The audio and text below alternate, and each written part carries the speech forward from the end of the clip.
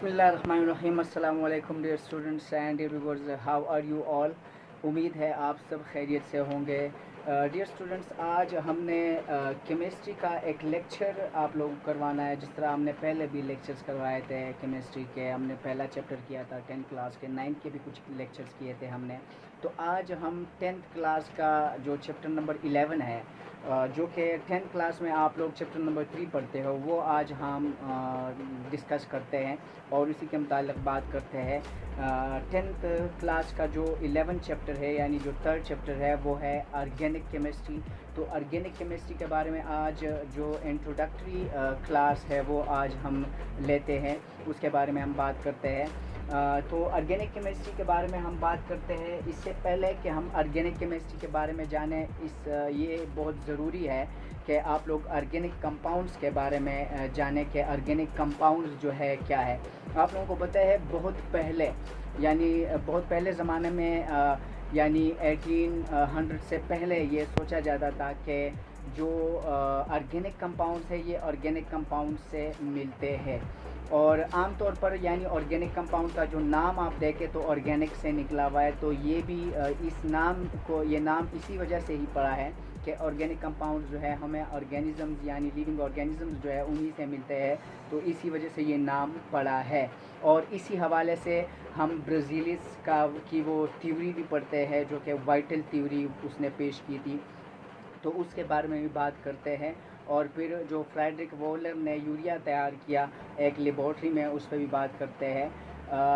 चलो स्टूडेंट्स, ये lecture start करते हैं। लेकिन लेक्चर स्टार्ट करने से पहले आप लोगों से एक छोटी सी गुजारिश है कि हमारे इस चैनल को सब्सक्राइब करें, ताकि आप लोगों को इसी तरह से नए नए लेक्चर्स और नई नई हालात हाज़िरा पे हमारी वीडियोज़ आती है वो आप लोगों तक मिले।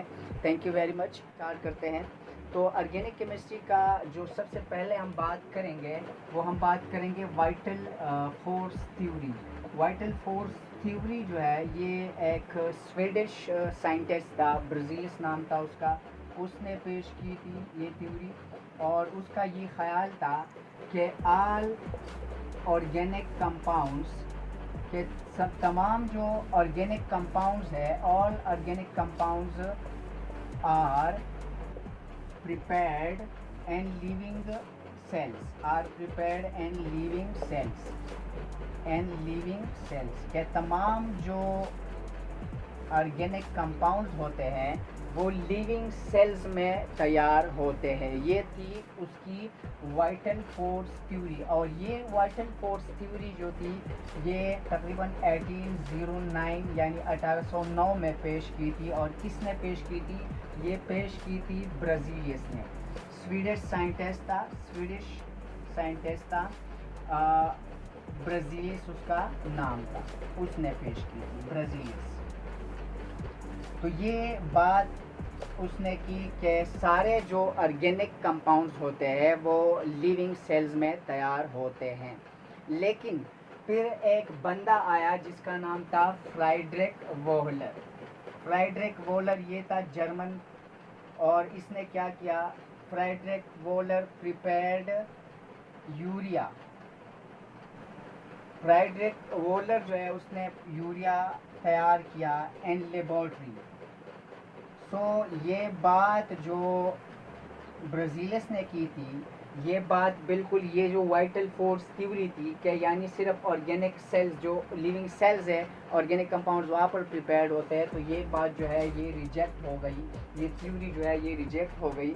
और जो फ्रेडरिक वोहलर था ये जर्मन था। कौन था ये? जर्मन साइंटिस्ट था, जर्मन।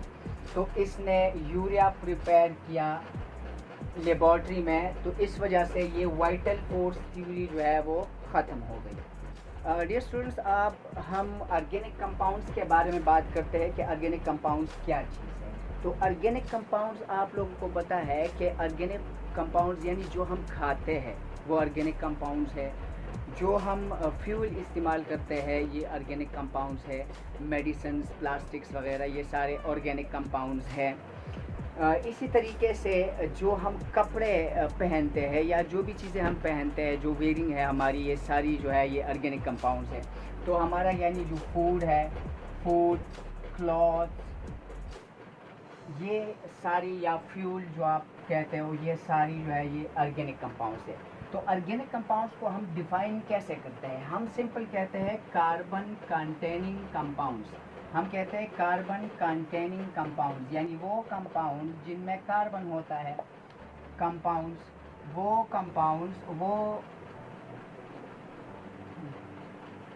कंपाउंड्स जिनमें कार्बन होता है।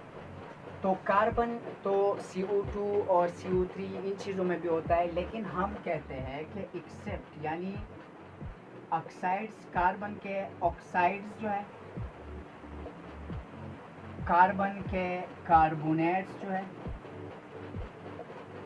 और कार्बन के बाई कार्बोनेट्स जो है, इनके अलावा और इसी तरह से कुछ मेटल कार्बाइड्स के अलावा बाकी जो सारे कार्बन कंटेनिंग कंपाउंड्स हैं उनको हम कहते हैं ऑर्गेनिक कंपाउंड्स, या हम इन कंपाउंड्स को सिंपली कहते हैं हाइड्रोकार्बन्स,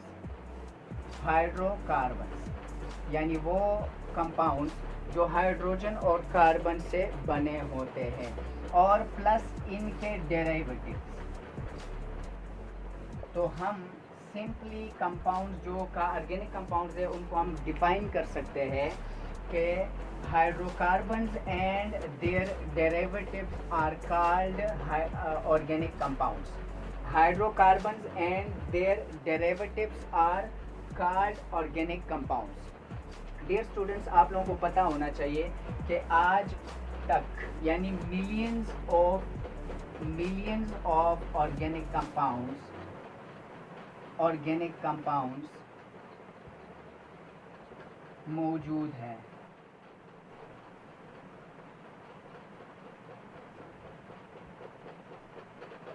इस दुनिया में या इस ज़मीन पर मिलियंस ऑफ ऑर्गेनिक कंपाउंड्स जो है वो मौजूद है, और thousands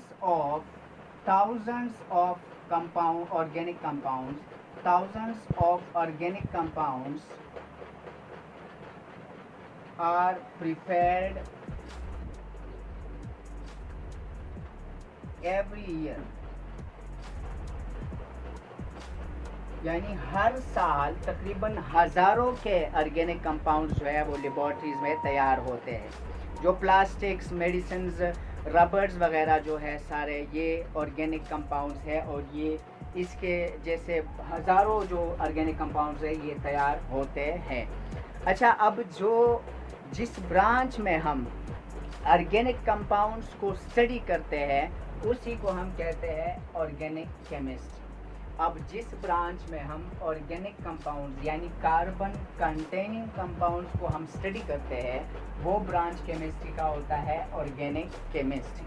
तो ये थी इंट्रोडक्टरी क्लास ऑर्गेनिक कंपाउंड्स के हवाले से और ऑर्गेनिक केमिस्ट्री के हवाले से। उम्मीद है कि आप लोगों को अच्छे से समझ में आया होगा, और अगर आप लोगों का कोई क्वेश्चन हो इस टॉपिक के हवाले से तो आप लोग कमेंट बॉक्स में क्वेश्चन कर सकते हो। वीडियो को लाइक कीजिए, शेयर कीजिए एंड चैनल को ज़रूर सब्सक्राइब कीजिए। Thank you very much for watching this video. अस्सलामु अलैकुम वरहमतुल्लाहि वबरकातुहू।